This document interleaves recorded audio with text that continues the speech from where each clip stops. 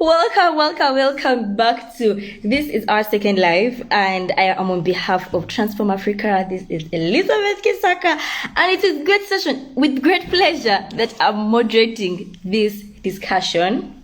I think I already told you that I'm Elizabeth Kisaaka. Thank you. Welcome, Shadrach Kiza, to the call. Shadrach is a diplomat. Thank you. Welcome, Jovan. I like welcoming people, to the show. And our guest has actually arrived, the person that we are hosting today. So, welcome Isaiah to the call. That is our president of the club, I would say that. Yes, welcome. Hello. I'm really honored to be, having a discussion with you today. So today today I am hosting a climate activist and the youth MP for Barry, and I'm very, very honored. That's what I would say first. Thank you very much for honoring our invitation here for starters. And welcome. How are you doing today, this afternoon? I'm good, thank you. How are you? I'm actually fine. It's afternoon, it's evening at this point, and we're in lockdown, but regardless, life is moving on. I'm glad that I'm working, but I would say it's actually interesting. So I guess it's your first time that you're meeting most of us, and would love you to introduce yourself, to this audience. Thank you. Sure, can do. So hi everyone, I'm Emma. I'm a 17-year-old climate and youth voice activist. My whole journey started around February 2019 when I went to my first youth strike. It was one of the first ones in the UK happened, and I also became youth MP for my region in the UK called Bury. So yeah, that's where I started. So you have said that you're an activist with Friday for Future Digital. I saw it on your page, and also Youth Strike for Manchester.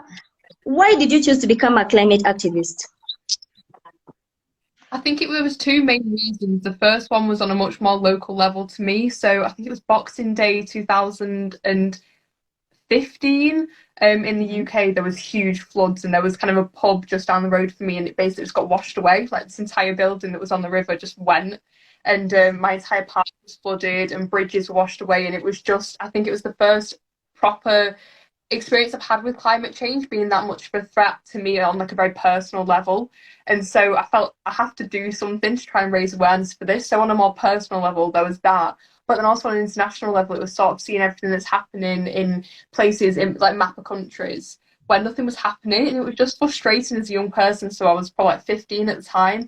I couldn't vote and I still can't. And I was like, I need to figure out a mechanism to do something, because I just find it so scary and frustrating to have such little ability to change things politically. And so I thought youth strikes was sort of the perfect way to do that. So you say that you're into these things, but wanted to know how best can people be informed about the current climate activism and its benefits? Because you said you are right now on an international level and you moved on past being personal.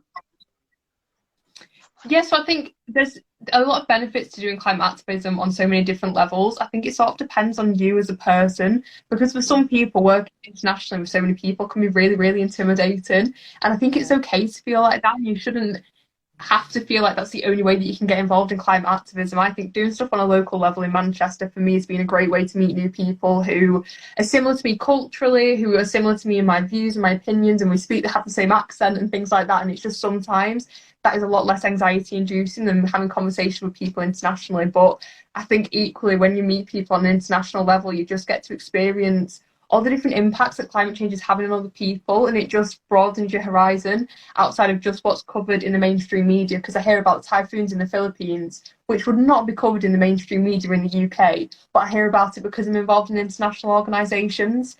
And that sort of ability to break down the barriers, I think, is really, really valuable when you enter that kind of international network.